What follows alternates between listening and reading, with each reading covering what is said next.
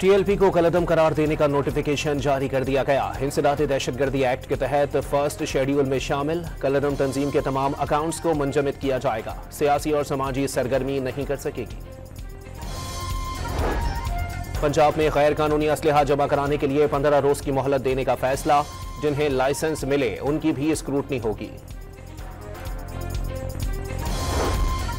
Tank में forces की कार्रवाई में 8 भारतीय ख्वारिज मारे गए। लकी मरवत में भी 8 ख्वारिज को हलाक कर दिया गया।